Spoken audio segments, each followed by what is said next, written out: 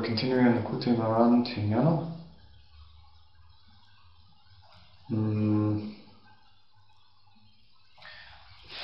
Close to the beginning in O space.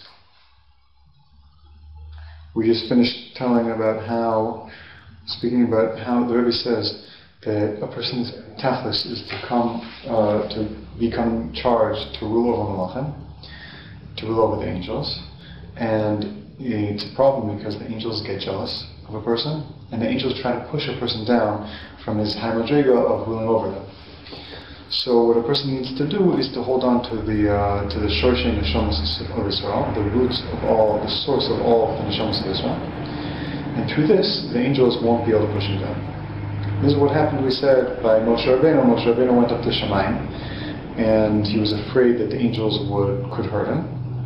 And Hashem told him to hold on to underneath the Kisei Kavod, and the Kisei Kavod is the source of all the Neshamas, because all the Neshamas were created from the Kisei Kavod. And through that, the angels were not able to hurt Moshe Rabbeinu. So now we're going to show how it fits into a pasuk in Bereshis. This is a little bit difficult, this understanding how every word fits in, or to follow the reading of the pasuk with the understanding of the way the Rebbe is explaining it. But we're going to go word by word, and we're going to explain each word and what it means. But if you don't understand it, don't worry. It shouldn't affect anything we're going to learn about later. In general, the Rebbe takes concepts and ideas and he shows them in stories and in psukim. And if you don't understand one of the stories, one of the psukim, and how it fits in perfectly, so then it's not a problem. Everything else should be understood. So the Rebbe says that this is the bechina of what it says in the pasuk. V'yivan Hashem es hatzela asher lakach min Adam, that Hashem built the rib that he took from man and made it into Chava. So we're going to show how this is the inyan of holding on to the Kisei Kavod, holding on to the Shorshe Nishmas Yisrael, the roots of all the Jewish people, in order to save yourself from Kinas Malachim. Now the Yiven is Rashi Tevos Uskativ Yosef B'Malkum Nema. Shu B'Chenes Mimshalak Moshe Tirgim Yonasan Al Pasuk V'Min Amayka Meheman Mishamash Pasuk Kain. So the first one of the words in the pasuk of Yiven is Rashi Tevos Uskativ Yosef B'Malkum Nema, which Tyron Yonasan explains that to mean that I appointed a trustworthy mishamash, a trustworthy servant in a standing place. This is referring to Yoakim, who's a servant in the Beis Hamikdash. And this is referring to Memshala. The servant is also a type of like a leader or appointed person that's appointed as a job, and that job is a type of Memshala. So we're saying this is referring to a type of Memshala. Not just a servant is obviously not just a servant. He could have, in this particular case, he has responsibilities and he has rulership to get his responsibilities done. So this is referring, the Yiven is referring to Memshala. Sheila Kiyum. What does it mean, Basa Kaim, in an established place? It means that it should have a Kiyum. It should be established and it should be strong and standing. So the Yiven is referring to having an established rulership over the Malachim, we're going to say. Now, how do we do this? We do this through the Bechina of Tzela. The Tzela is Bechinas Chava. Em Kol Chai, Bechinas Kisei Kavod, Shosh Neshamas. The Tzela, the rib, is what Chava was created from. And she was the mother of all that's living. So she was the root of all, she is the source of all the souls of the people. So this is the Shorshe Nishmas Yisrael. She is compared to Shorshe Nishmas Yisrael since she's the root. And she's also compared to the Kisei Kavod, since she's the root of all the neshamas of the people, and also the Kisei Kavod is the root of all the neshamas. That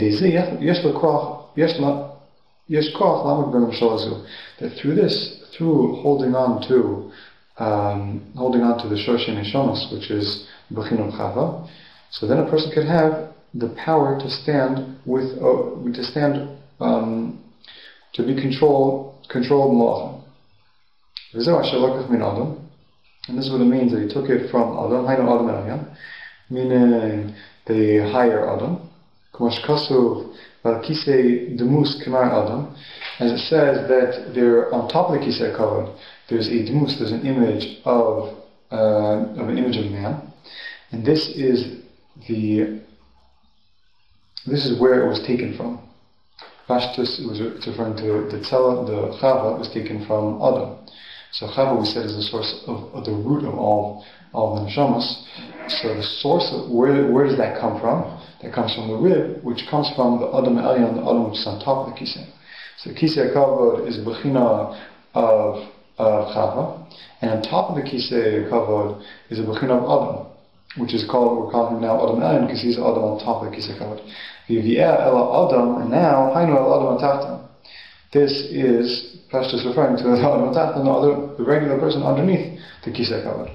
Shaydei zeh yesh koch la'adam hatachton la'adam shalazu. And through this, an Adam Tachton, a regular person, or a human being, can have the power to stand over the malachim, to rule over the malachim, to be able to permanently stay in a state of ruling over the malachim, and they won't be able to push the person down. And this is what Rav Am Chasida said to the Malach. This is we finished the pasuk. We basically explained. Before we go on, we're just going to recap. V'yiven, we explained the pasuk. V'yiven Hashem Elokim es hatzela shelokach min ha'adam. And then I think the pasuk continues. It says v'yeh el ha'adam. Just going to read the whole pasuk. In a second.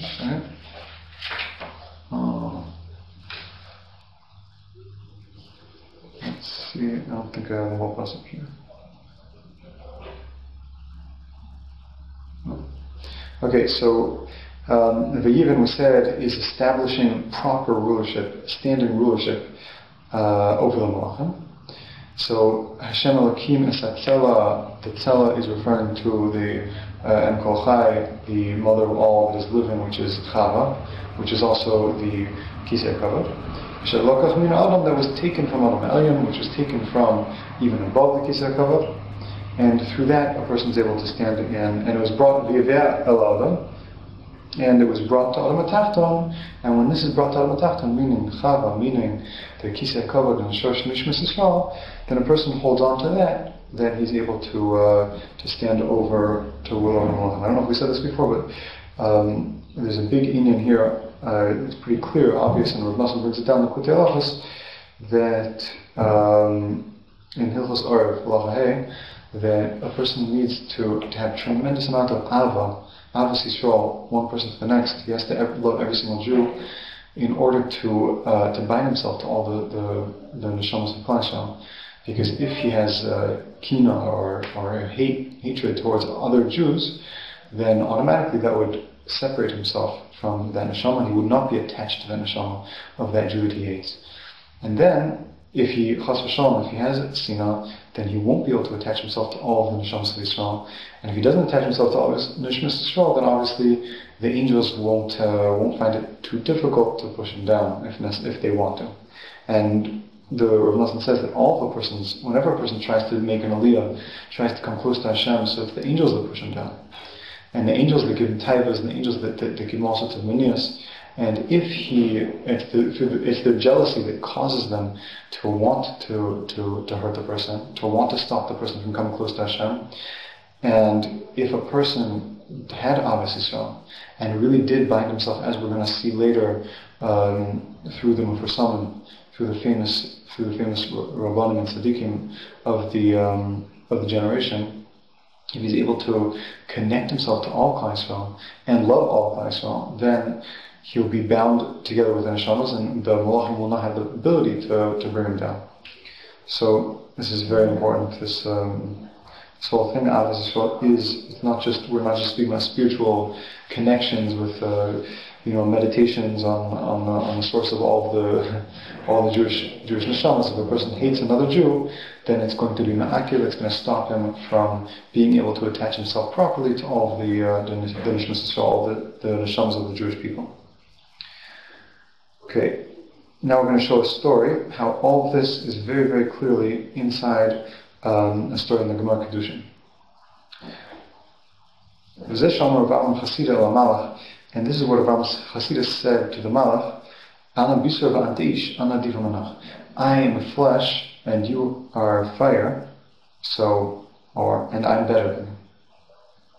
So I'm going to tell the whole story, and then we're going to show how this fits in perfectly with these words of what Rav Alam says in the story fits in perfectly with the whole drasha that we gave so far about coming to be in charge of rule over Malachim and who's better, and how we come to rule over Malachim. So Rav Am Chasida was a rabbi, apparently a rabbi in the time of Gemara, and there were once a bunch of women that probably came from somewhere close to where he was, and they were captured by Goyim. And the Jewish people redeemed these girls. They were girls. They didn't have a place for them, so they decided to put them in the house of Rav Aram Chasida, and they put them in his attic, or the second floor. He had some kind of upper room, and the people decided that it would be a good place to keep them in the meanwhile. And what they did, one of the things that they did, probably in order to make it so it shouldn't be yichud, that he shouldn't be secluded in his house with these girls, is they removed the ladder that's necessary to use to go up to the upper level. And this ladder was so heavy that 10 people wouldn't be able to lift it. If 10 people got together to try to lift it, it would be too heavy. So they figured that no problem, there's no way a single person would ever be able to lift it, and therefore it's not yichud. It would be totally fine to put the girls inside this attic. So Rav Aram Chasida apparently was inside the living room, or inside the lower room, when one of the girls walked by the opening in the attic, and her face shone, her face glowed. And the light was so strong from her face that from Pashtus, the beauty or the spirituality or something that was very intense experience or intense light that actually came from her face, and it lit up the room underneath where Rav Aram Chasida was. Rav Aram saw this, saw her face, or saw the light that was emanating from it, and he had a desire to be with her, to actually have relations with her, and he went with the passion or with the heat of this desire. He went and he lifted up this ladder, which 10 people would not be able to lift up, and put it in the right place to start walking up this ladder to ask to have relations with her. So as he was climbing up, obviously he realized this was not the right thing to be doing, and he took his feet and stamped down. He spread his feet a little bit and stamped down really strong with his feet, and he started screaming. As he was halfway up the ladder, he started screaming, "Fire in the house of Amram! Fire in the house of Amram!" He wanted everyone to come and to see what he was doing, and he'd be embarrassed of the people who would come, and he wouldn't do an avera. He wouldn't have relations with this girl if he was if everyone was coming into the house. So everyone started running into the house, and they looked at him and saw him on this halfway up this ladder, going to what would seem to was pretty obvious to everyone, trying to have relations or trying to have some kind of connection with some of these girls out there, and he said to him, you've embarrassed us. This is really embarrassing. All the rabbis in the whole neighborhood, everyone trying to come with their buckets of water to put out the fire. And he's standing there on the ladder going up to the girls, and he sensed them, and he said, it's just much better that I get my embarrassment in this world than we should be embarrassed in the world to come. So there's a lot of things to learn from this story. Now we're going to explain so he turned around and he said his final statement. He made a shavua. He said some type of spiritual oath, a very strong oath that made the Yitzhahara, or the Malach that was inside of him, leave him. And it came out as a pillar of fire. Everyone saw the pillar of fire come out. And he turned to the pillar of fire, which was his Yitzhahara, and he said to it, I'm flesh, and you're fire. I'm better than you. So here the Rebbe is explaining what he meant by that. It's like a strange type of statement. But before we go into just to explain that point, there are a few points here in the story that the Rebbe speaks about and that people could misunderstand. One thing, very important then, is what's going to be what's pshat with this story? What's a tzaddik goes and has girls in his house. Fine, I understand. There's a ladder that 10 people couldn't lift. I understand, but the tzaddik desires to have relations with a girl. It's like an avera that everyone knows that they shouldn't be doing. How could it be that a tzaddik, a real tzaddik? The Gemara says that everyone that's mentioned in the Gemara, it's brought down that everyone's mentioned in the Gemara is able to raise the dead. They had the power, the spiritual power to raise the dead. It doesn't make sense that a tzaddik like so big should still have a yitzhar for women. It doesn't make sense. And the Rebbe explains that really these things are not really the way we understand them. We have, most of us at least, have a very simple yitzhar for taivas for women, physical yitzhar, and it's a physical animalistic yitzhar. The tzaddikim don't have that b'chlam. Their yitzhar is really a very, very holy thing. And their yitzhar, even though it seems like they're doing very, very base things, it's not pashat. There's nothing really pashat about what they're doing. They're not doing it in the same passion of heat and passion of physical desire. They don't have that b'chlam. And still they have something that they're supposed to do better.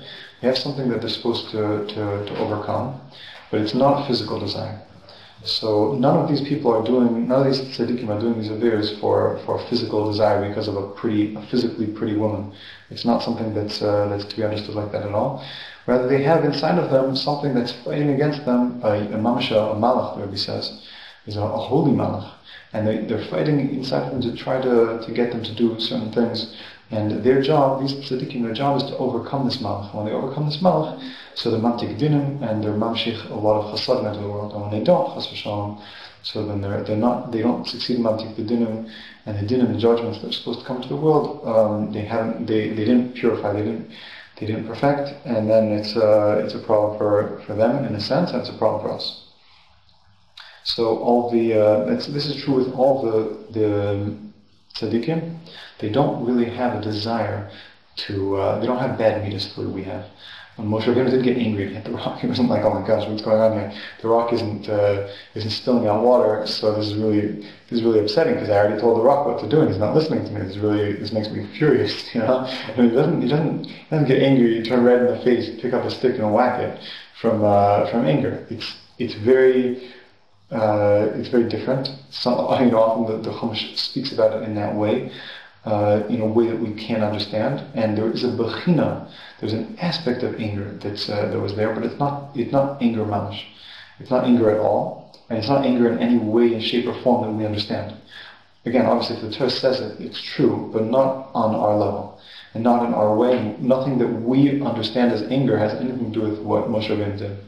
If we were to get angry in the way that Moshe Rabbeinu got angry, so to speak, we would be big tzaddikim. We would have very high levels of nevuah, because in order to understand or experience or do what Moshe Rabbeinu did with his anger, so we'd already have to be on very, very high levels.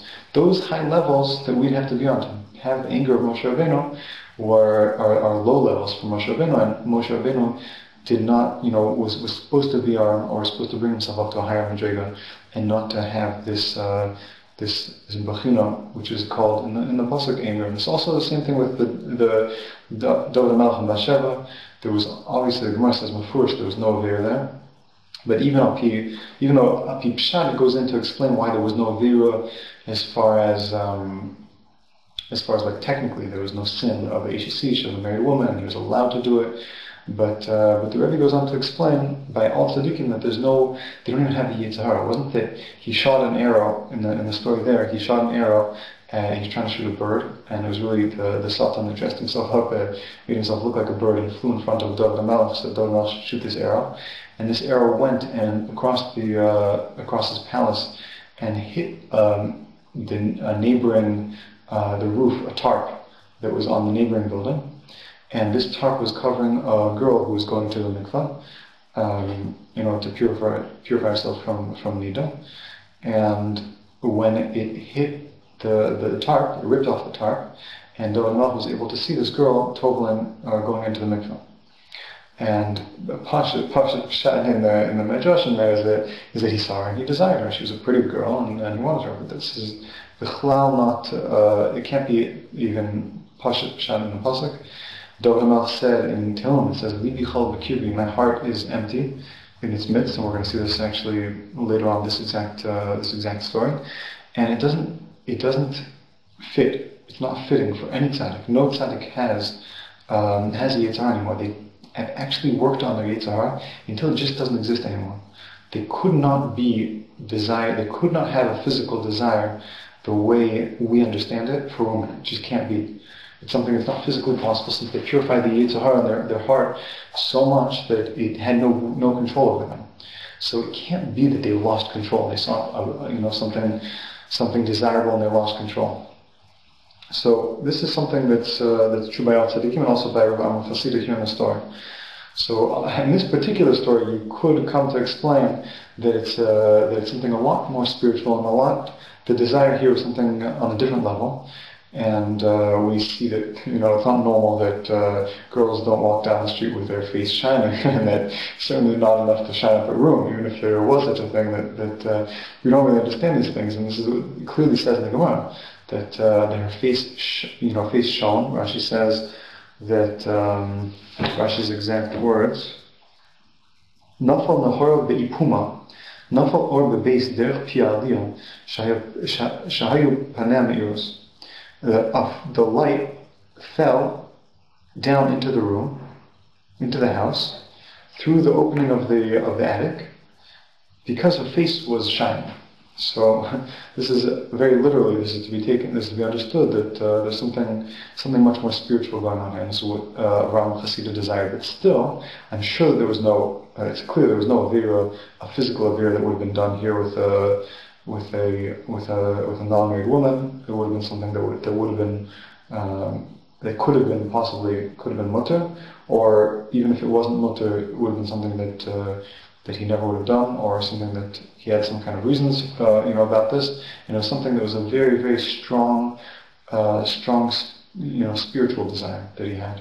It was not a physical desire the way we understand. Okay, that's now we're just going to explain what was Rav Amram saying to his Yetzer Hara that left him, which was, again, the Rebbe says, was a Malach HaKadosh, was a holy Malach, and here came out as a pillar of fire, came out of him, actually left him. Apparently he overcame this Malach that was inside of him. And he turns to it and says, "I am flesh and you're fire, I'm better than you." So the Rebbe says, Bisra is Rashi Tevas, Shishim Ribo B'Keres Echad. Bisra is Rashi Tevas, hinting to what Rav was referring to, the Rashi Tevas of Bisra. Bisra is referring to 600,000 in one stomach. This is often referring to Moshe Rabbeinu, who was born 600,000 in.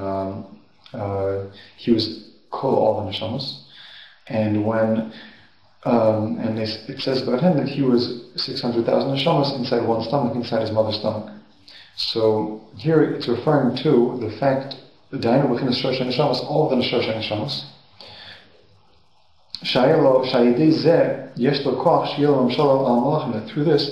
Through him being Bisra, through Rav Amram being what he called Bisra, meaning being what he called connected to all of the 600,000 Jews, 600,000 neshamas. Through that, he had koach to rule over the Malachim, which is the meaning of the end of the statement, which is Anadif Menach, I am stronger, I am better than you. Since I am Bisra, since I am flesh, which is Bisra's Shishim Ribu B'Keres Echad, I am attached to all the 600,000 souls of Klal Yisrael. Through that, I'm Adif Menach.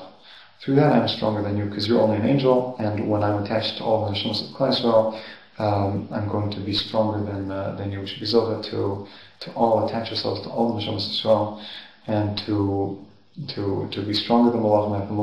The Malachim should have no power to push us down when we're trying to go up and serve Hashem, and we should be zocha to go up and up and up to rule over Malachim.